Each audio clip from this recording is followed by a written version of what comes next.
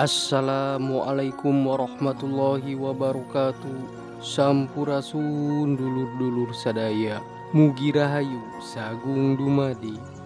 Alhamdulillah, hari ini saya akan bersilaturahmi mengunjungi Gunung Kancana, Kabuyutan Besar, Kabuyutan Kecil, dan Cisadane yang merupakan cikal bakal berdirinya Kerajaan Tembong Agung yang kemudian berganti nama menjadi Himbar Buana dan terakhir berganti nama menjadi Kerajaan Sumedang Larang yang tepatnya berlokasi di Dusun Banjarsari, Desa Tolengas, Kecamatan Tomo, Kabupaten Sumedang, Provinsi Jawa Barat.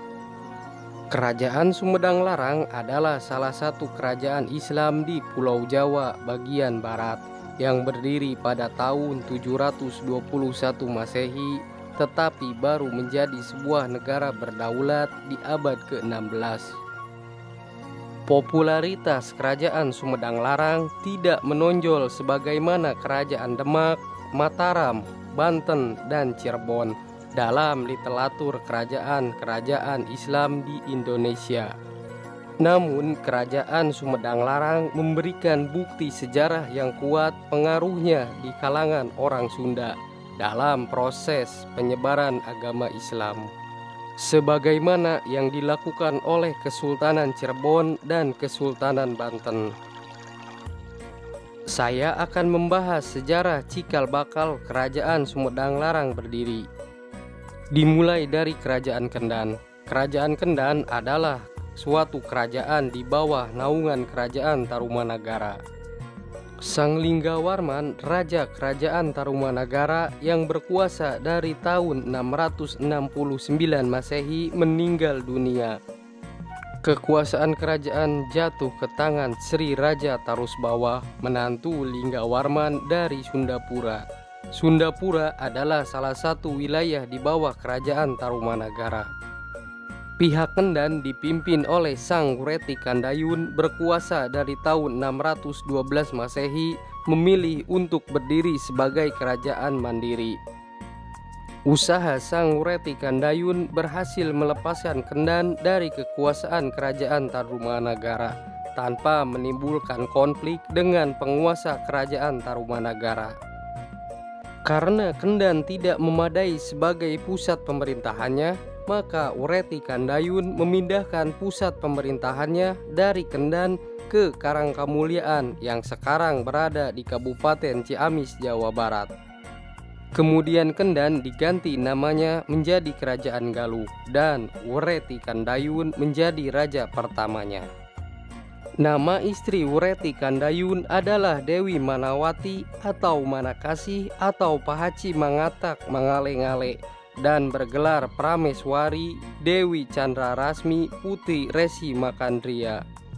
Dari pernikahan Wureti Kandayun dan Dewi Manawati melahirkan 3 orang putra, yaitu 1. Sang Jatmika Rahyang Sempakwaja, lahir tahun 639 Masehi. 2. Sang Jantaka Rahyang Kidul, lahir tahun 641 Masehi. 3. Sang Jalantara Rahyang Mandi Minyak, lahir tahun 643 Masehi. Namun dari 2 putra Wureti Kandayun, Sang Jatmika Rahyang Sempakwaja dan Sang Jantaka Rahyang Kidul memiliki kekurangan, sehingga Sang Jatmika dan Sang Jantaka tidak dijadikan raja. Namun yang menjadi raja di Kerajaan Galuh adalah Sang Jalantara Rahyang Mandi Minyak yang meneruskan mengganti Wureti Kandayun. Rahyang Sempakwaja menikah dengan Pahaci Rababu dan memiliki 2 orang putra, yaitu 1. Rahyang Purbasora, lahir tahun 670 Masehi. 2. Rahyang Demunawan, lahir tahun 673 Masehi. Sementara Sang Jantaka Rahyang Kidul memiliki putra yang bernama Arya Bimaraksa atau Balangantrang, hasil pernikahan dengan Dewi Sawitri. Sedangkan Sang Jalantara Rahyang Mandi Minyak belum menikah. Rahyang Purbasora menikah dengan putri Raja Indra Prahasta sang Resi Permadawangsa yang bernama Dewi Citra Kirana. Dari pernikahan Rahyang Purbasora dan Dewi Citra Kirana melahirkan 3 orang anak. 1. Prabu Wijaya Kusuma. 2. Wiradikusuma atau Sunan Pameres. 3. Ratu Komarasari atau Sunan Pancer. Kemudian Ratu Komalasari menikah dengan Arya Bimaraksa atau Balangantrang yang merupakan putra dari Sang Jantaka Rahyang Kidul. Dari pernikahan Ratu Komalasari dan Arya Bimaraksa melahirkan 4 orang anak diantaranya. 1. Prabu Aji Putih. 2. Usoro. 3. Siti Putih. 4. Sekar Kencana. Rahyang Mandiminyak adalah raja kedua di Kerajaan Galuh yang memerintah di Kerajaan Galuh dengan gelar Prabu Suragana atau Suradharma Putra yang memerintah Kerajaan Galuh dari tahun 702 Masehi sampai tahun 709 Masehi, menggantikan ayahnya Sang Wureti Kandayun. Menurut carita Parahyangan, saat menjadi resi di Galunggung, Sang Jatmika Rahyang Sempakwaja menikah dengan Pahaci Rababu, seorang wanita yang dikenal berparas cantik. Pahaci Rababu berasal dari Gunung Kendan. Suatu saat Mandiminyak tahun 624 sampai tahun 709 Masehi, adik Rahyang Sempakwaja yang menjadi putra mahkota Kerajaan Galuh mengadakan pesta perjamuan Utsawakarma di istana. Yang mengundang adalah ayahnya Raja Galuh Wureti Kandayun. Namun Sempakwaja tidak hadir karena sedang sakit. Namun karena menganggap undangan ayahnya penting, maka Sempakwaja diwakili istrinya yaitu Pohaci Rababu. Sementara Pohaci Rababu pergi ke Galuh, anak-anak Rahyang Sempakwaja tinggal di Galunggung merawat ayahnya. Kehadiran Pahaci Rababu yang cantik di istana Galuh ternyata menimbulkan masalah. Entah bagaimana kejadiannya, namun dikabarkan selama 4 hari terjadilah semakarya atau skandal asmara antara Pahaci Rababu yang cantik itu dengan adik iparnya Mandiminyak. Pangeran Mandiminyak ini dalam sejarah dikatakan sebagai laki-laki ganteng kasep herang ngalem prengkoneng. Makanya disebut Mandiminyak karena ganteng berkulit kuning langsat.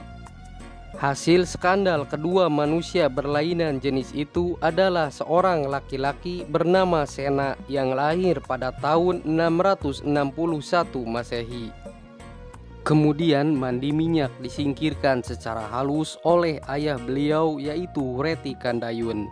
Mandiminyak dinikahkan dengan Dewi Parwati, putri Ratu Sima dengan Kartikeya Singa, Raja Kalingga yang berkedudukan di Jawa Tengah. Karena itulah Mandiminyak tinggal di Kalingga. Dari pernikahan Mandiminyak dengan Dewi Parwati memiliki putri yang bernama Sanaha.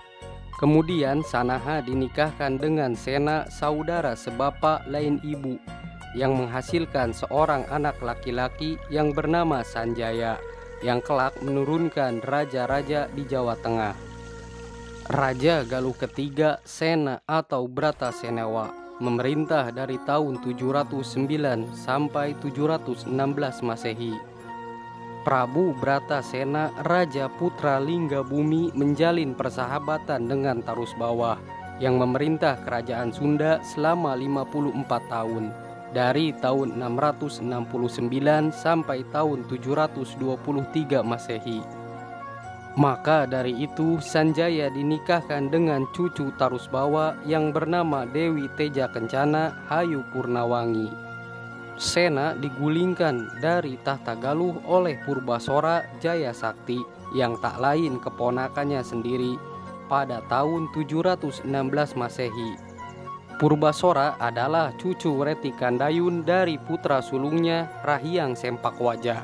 Sedangkan Sena cucu Wureti Kandayun dari putra bungsunya Mandiminyak Raja Galuh kedua. Perebutan tahta kerajaan Galuh di masa Purbasora dasarnya dipicu dua masalah. Satu, disebabkan Nuwureti Kandayun memilih Mandi Minyak putra bungsunya untuk meneruskan tahtanya. Hal ini disebabkan alasan Rahiang Sempakwaja dan Rahiang Jantaka memiliki kekurangan. Dua, adanya penolakan keluarga Galuh terhadap Sena. Pengganti Mandi Minyak yang kelahirannya merupakan hasil semakarya Mandi Minyak dan Pahaci Rababu. Perilaku yang dilakukan Mandi Minyak dianggap menyimpang. Hal ini sebagaimana yang dikisahkan dalam naskah Carita Parahyangan dan Siksa Kandang Karesian. Naskah tersebut menetapkan adanya kategori wanita yang dilarang dinikahi, yakni 1. Gadis atau wanita yang telah dilamar dan lamarannya telah diterima. 2. Ibu tiri yang tidak boleh dinikahi oleh pria yang ayahnya pernah menikahi wanita tersebut. Jika dilihat dari sejarah kedua naskah tersebut menganut nilai-nilai yang berlaku umum di Galuh. Hal ini dapat dipahami mengingat Sang Manikmaya, leluhur raja-raja Galuh, dianggap sebagai cikal bakal yang mengajarkan tatakon hidup dan etika-etika yang menyangkut moral. Sehingga jika masyarakat Galuh mewajibkan para penguasanya menaati etika yang berlaku, maka harus dianggap kewajaran. Karena Galuh tidak lepas dari masalah tersebut. Bratasenawa dikenal sebagai orang alim dan sangat dihormati para tokoh agama. Namun karena alasan di atas, Bratasenawa kurang mendapat sambutan di lingkungan keluarga Galuh, sehingga terjadi pemberontakan oleh Purbasora. Purbasora berhasil merebut tahta Galuh dari Sena. Sena melarikan diri ke Kalingga, kerajaan nenek istrinya. Keberhasilan Purbasora dalam merebut tahta Galuh tidak lepas dari peran Arya Bimaraksa dan Demunawan. Secara gagah berani, Arya Bimaraksa memimpin pasukan Bayangkara yang berasal dari kerajaan Indraprahasta. Arya Bimaraksa ahli memainkan berbagai jenis senjata dan ahli memainkan berbagai strategi perang. Peranan yang begitu besar dalam menggulingkan Bratasenawa, maka Purbasora mengangkat Arya Bimaraksa sebagai senapati sekaligus Mahapatih Galuh. Keberpihakan Arya Bimaraksa dan Demunawan terhadap Purbasora memberikan legitimasi pada gerakan pemberontakan Purbasora bahwa sedang terjadi pemberontakan dari 3 keturunan Nuwureti Kandayun lainnya yang dianggap tidak sah tetapi menguasai tahta Galuh. Tetapi Sanjaya putra Sena tidak tinggal diam. Sanjaya alias Rakean Jamri yang menganut Hindu Siwaisme meminta bantuan Tarusbawa, sahabat ayahnya dan juga merupakan kakek istrinya. Sebelum penyerangan dimulai, Sanjaya telah menyiapkan pasukan khusus di daerah Gunung Sawal. Atas bantuan Rabuyut Sawal, sahabat Sena dan juga pasukan khusus ini dipimpin Sanjaya langsung, sementara Sunda dipimpin oleh Patih Anggada. Serangan dilakukan di malam hari secara diam-diam dan sangat mendadak. Seluruh keluarga Purbasora tewas. Yang berhasil meloloskan diri adalah menantu Purbasora, yaitu Arya Bimaraksa dan istrinya Ratu Komalasari, dan kedua anak Purbasora lainnya yaitu Prabu Wijaya Kusuma dan Wiradikusuma, serta segelintir pasukan lainnya. Arya Bimaraksa dan Ratu Komalasari mendidik anaknya untuk menjadi Raja Tembong Agung Sumedang dan menghimpun kekuatan untuk melawan Sanjaya, dan lokasinya berada di Kabuyutan Kecil dan Kabuyutan Besar.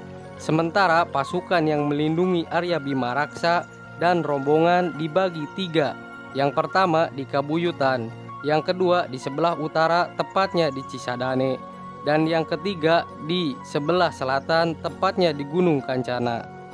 Arya Bimaraksa dan Ratu Komalasari memilih dusun Banjarsari, Desa Tolengas, Kecamatan Tomo, dikarenakan adanya hasrat dari Arya Bimaraksa untuk membalas Sanjaya karena telah membunuh Purbasora dan keluarga lainnya.